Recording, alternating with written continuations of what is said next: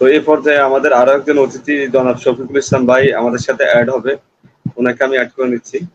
আসসালামু আলাইকুম ভাই, আপনি কি আমার কথা শুনতে পাচ্ছেন? হ্যাঁ, শরীফ শোনা যাচ্ছে। আসসালামু আলাইকুম ভাই, কেমন আছেন? ওয়ালাইকুম আসসালাম। আলহামদুলিল্লাহ ভালো আছি। তুমি কেমন আছো? আলহামদুলিল্লাহ ভালো। তো আমি ইমরান ভাইয়ের সাথে এ, শেষ যে প্রশ্নটি করেছিলাম যে পুরাটা গ্রাম যদি একতাবদ্ধ হয়ে সংগঠনের সাথে কাজ করে তাহলে কিন্তু সংগঠনটা কিন্তু অনেক দূর এগিয়ে যাবে। তো এই ক্ষেত্রে আপনার ধারণা যদি আমাদেরকে বলেন শফিক ভাই। হ্যাঁ, থ্যাংক ইউ শরীফ। আমি সর্বপ্রথম এখন যে যেখান থেকে আমাদের এই অনুষ্ঠানটা দেখছেন সবাইকে জানাই আন্তরিক শুভেচ্ছা ও অভিনন্দন এবং সালাম। আসসালামু আলাইকুম রাহমাতুল্লাহি ওয়া বারাকাতুহু।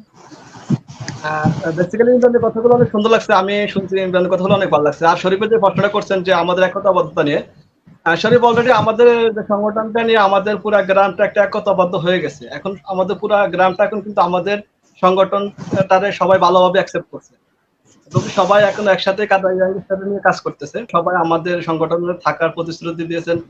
আর্থিকভাবে সহযোগিতা কিংবা মানসিকভাবে যেকোনো ভাবে আমাদেরকে সহযোগিতা করে আমাদের সংগঠনের সাথে থাকবে ইনশাল্লাহ। তো সেদিক দিয়ে আমরা বলতে পারি আমাদের এলাকার মানুষ এখন কাটারা ইয়াংস্টার যে সংগঠন কিংবা কাটারা ইয়াংস্টার ফাউন্ডেশন এটাকে ভালোভাবে গ্রহণ করছে এবং ইনশাল্লাহ আমাদের এই সংগঠনের মাধ্যমে আমরা এই সমাজের জন্য অনেক কিছু করতে পারবো কিংবা আমাদের এই গ্রামটারে আমরা খুব ভালোভাবে একটি আদর্শ গ্রাম কিংবা একটি মডেল গ্রাম হিসেবে আমরা রূপান্তরিত করতে পারবো।